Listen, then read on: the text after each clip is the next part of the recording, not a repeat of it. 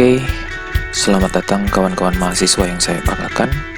Selamat datang di mata kuliah Struktur Data Program Studi Teknik Informatika Fakultas Teknik Universitas Negeri Manado.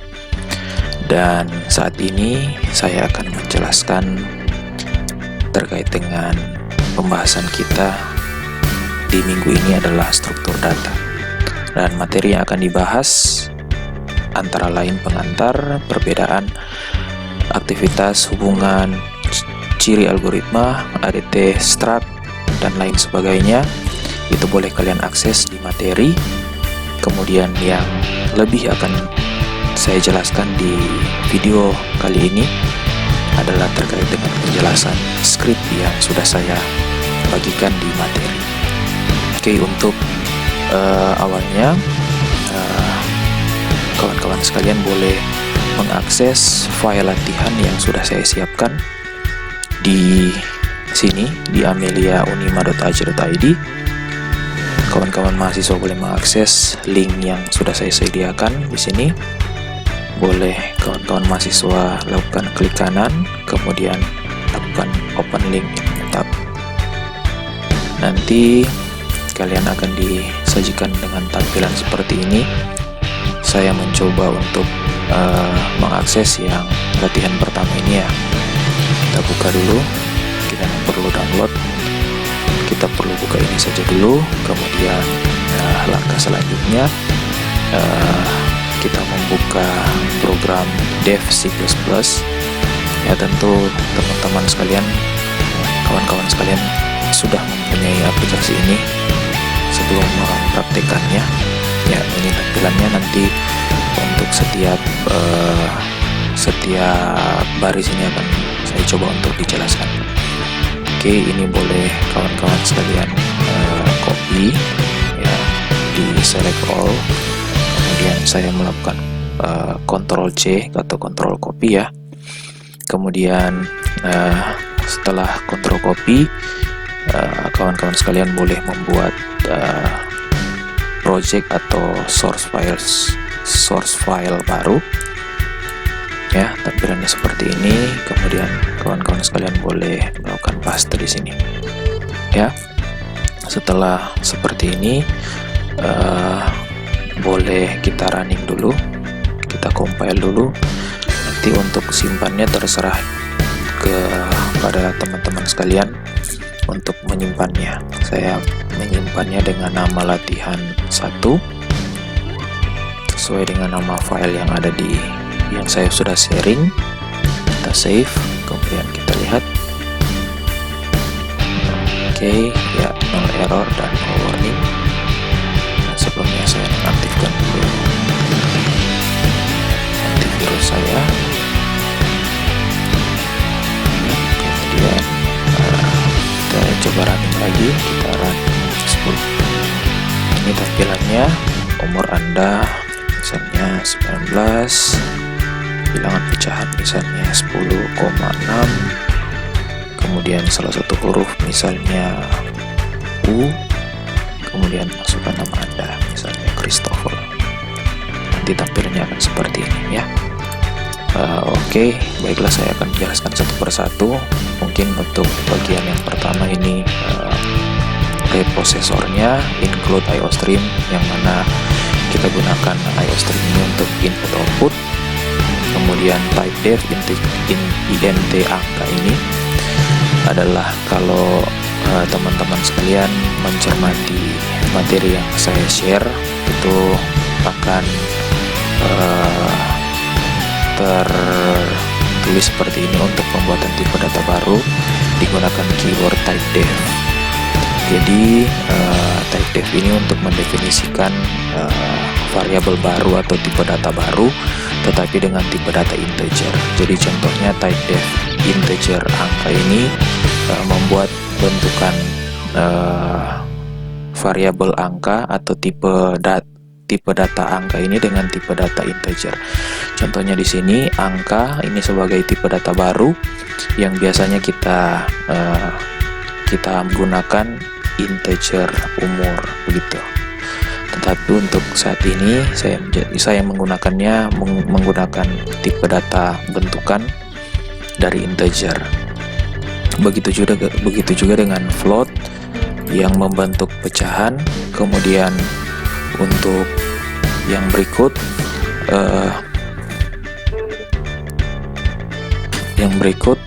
untuk char juga sama, char huruf. Kemudian di sini juga kita membentuk variabel yang baru, huruf dengan variabel h, huruf dengan variabel nama dengan panjang 10. Cout ini untuk menampilkan atau mencetak apa yang ada di dalam tanda petik sini, jadi masukkan umur Anda. Kemudian cin ini data yang akan kita inputkan itu akan dimasukkan ke variabel mana. Jadi dalam hal ini karena umur di sini, jadi otomatis inputan keyboard yang kita masukkan itu akan masuk ke variabel umur. Begitu selanjutnya. Kemudian yang di bawah ini untuk mencetak umur Anda yang dimasukkan adalah diambil nilai dari variabel umur tadi. Kemudian cout endl ini untuk melakukan enter ke bawah biar tampilannya bagus. Kemudian ini bilangan pecahan. Seperti kita ketahui, kalau misalnya kita menggunakan float, maka kita boleh menginputkan bilangan pecahan atau biasanya koma-koma. Ini juga sama untuk pecahan. Kemudian endl juga sama untuk enter ke bawah. Kemudian huruf ini karena kita di atas kita mendefinisikan dia huruf dengan nama variabel h, otomatis kita akan menginputkan hanya satu huruf saja. Kemudian kalau ini huruf Anda, ini untuk masukkan nama Anda itu nama, nanti nama ini akan dimasukkan sesuai dengan inputan keyboard kita. Saya coba jalankan lagi. Ini masukkan umur Anda. Saat kita mengetikkan 18, otomatis angka 18 ini akan masuk ke variabel umur, ya. Jadi akan masuk ke variabel umur. Kemudian bilangan pecahan juga sama, 18 misalnya 2, ya. Maka 18,2 ini akan masuk ke bilangan pecah sini, ke variabel pecah. Kemudian untuk huruf, saya coba masukkan huruf yang lain, G misalnya. Kemudian kita enter, hasilnya akan seperti ini. Kemudian masukkan nama, kita coba masukkan Christopher, maka Christopher ini akan otomatis masuk ke variabel nama. Dan ini saya salah, ini huruf Anda ya. Saya coba menggantinya dengan nama Anda, ya. Saya lupa ganti. Oke, kita coba build lagi, kemudian kita running, hasilnya akan sama ya. 2 misalnya, huruf R. Ya, hasilnya akan seperti ini. Oke, ini untuk latihan pertama. Sekarang kita masuk ke latihan kedua. Kawan-kawan sekalian boleh menambahkan source file baru lagi. Ini boleh kita close saja dulu. Kemudian kita boleh akses lagi, kita akses yang latihan kedua. Ya, ini kita akses. Saya melakukan Ctrl C lagi, kemudian kita paste. Ya, tampilannya seperti ini. Oke. Untuk definisi yang include mungkin saya tidak akan bahas kembali karena sudah saya jelaskan sebelumnya. Nah, sekarang yang akan saya jelaskan adalah terkait dengan struct, karena mata kuliah kita struktur data. Jadi bagaimana menggunakan tipe data yang baru yaitu struct. Kalau tipe data integer, kemudian float, kemudian char, itu sudah banyak dikenal oleh mahasiswa pada semester-semester sebelumnya. Kalau untuk semester kali ini, untuk mata kuliah struktur data, kita akan lebih banyak menggunakan tipe data struct. Jadi contohnya ini struct dengan nama variabelnya ya. Ini tipe data struct, kemudian nama variabelnya itu mahasiswa. Di dalam mahasiswa itu ada variabel-variabel lain lagi. Contohnya ini ada char name, char nama, dan float IPK. Ya, jadi kenapa struct ini sangat penting kita pelajari? Karena struct ini boleh dikatakan menghemat memori dari komputer kita. Jadi perbedaannya dengan variabel biasanya, variabel yang biasa kita gunakan integer, float, dan lain sebagainya, itu menyediakan satu alamat memori di dalam komputer kita. Sedangkan jika kita mendefinisikan sebagai struct mahasiswa seperti ini, jadi kita menyediakan struct mahasiswa satu memori di dalam komputer yang akan kita gunakan, tetapi di dalam satu memori itu kita menyimpan tiga variabel di dalamnya, atau tiga nama variabel di dalamnya. Ada name, ada nama, dan ada IPK. Jadi ini terkait dengan penggunaan memori. Kemudian setelah kita mendefinisikan struct mahasiswa seperti ini, untuk mengakses variabel yang ada di dalam mahasiswa ini, kita harus membuat nama baru seperti yang sudah dicontohkan sebelumnya tadi ya, menggunakan type def. Misalnya type def integer, kemudian nomor misalnya. Sama seperti ini juga. Jadi kita menggunakan kemudian saya tambah lagi nomor nom misalnya. Jadi untuk mengakses nomor ini sama seperti mahasiswa, dan MHS ini sama dengan nom ini ya, atau nom saja ya, nomor biasanya ya, seperti itu. Jadi untuk mengaksesnya atau untuk membuat mahasiswa ini bisa diakses, kita menggunakan nama variabel baru yaitu MHS. Ini nama variabel baru ini terserah kita, boleh nama terserah kita, boleh MHS, boleh juga siswa misalnya, atau apa, terserah. Yang pasti nanti akan dijelaskan lebih lengkap di sini ya. Cout name mungkin sudah bisa dimengerti. Jadi mencetak nama dan ada sama dengan di dalamnya.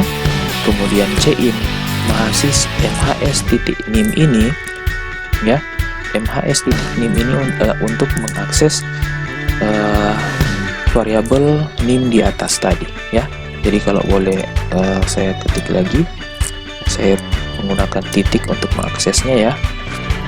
Jadi MHS titik yang variabel mana yang akan kita akses. Contohnya yang di sini kan kita pakai name ya. Jadi kita boleh pilih di sini, kita boleh ketikkan langsung juga seperti tadi, atau kita boleh dengan cara klik 2 kali di sini ya. Kemudian titik koma.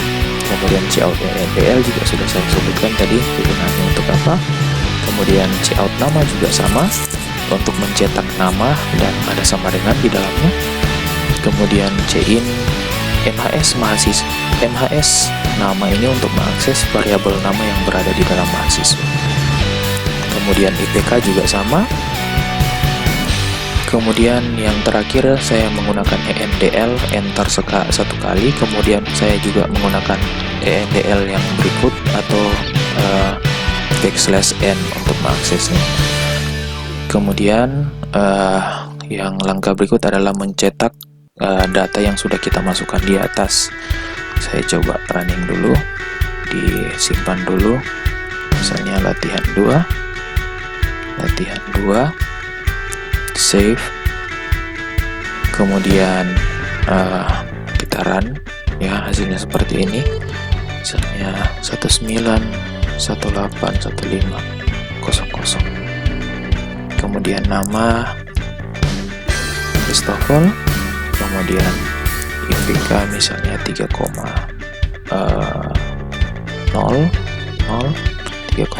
saja. Kemudian data yang Anda masukkan sesuai dengan data yang kita ketikkan di atas ya. Jadi yang di bawah ini data yang Anda masukkan ini ya, data yang Anda masukkan ini tampilannya akan seperti ini. Begitu juga dengan saat kita mengakses, saat kita mencetaknya juga hal yang sama kita lakukan, yaitu dengan mengakses, memanggil nama variabelnya NAS titik, nama variabel apa yang akan kita pakai ya. Jadi contohnya NIM yang akan kita masukkan di situ adalah data NIM yang sudah kita inputkan di atas tadi. Data nama yang sudah kita inputkan di atas. Data IPK yang diakses ya. Jadi seperti ini, tampilannya akan seperti ini.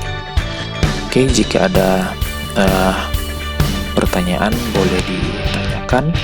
Kemudian terkait dengan tugas kalian, kalian boleh akses di sini ya. Ini saya kasih contoh, tetap lagi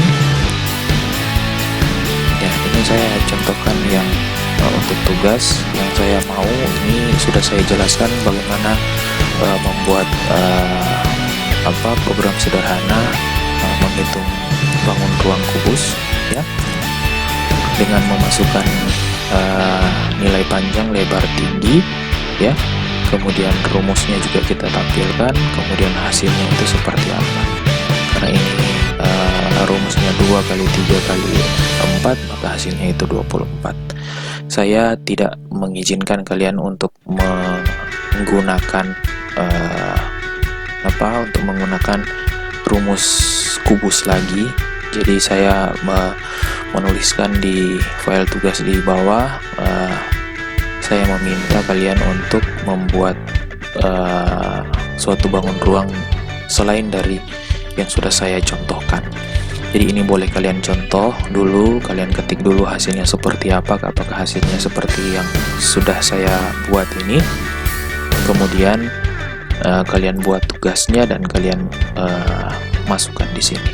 Yang saya minta itu hanya file gambarnya saja seperti ini, file gambar dan file scriptnya saja. Jadi file scriptnya itu file yang seperti ini. Ini di copy kemudian dipaste di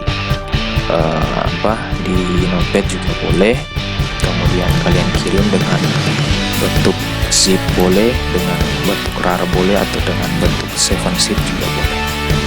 Oke, demikian untuk pertemuan kali ini. Untuk video bagian kedua akan saya buat juga agar supaya teman-teman atau kawan-kawan mahasiswa boleh melihat dan boleh mengulang terkait dengan video ini, supaya kalian lebih jelas dan boleh mengerti terkait dengan pembahasan kita di materi struktur data ini.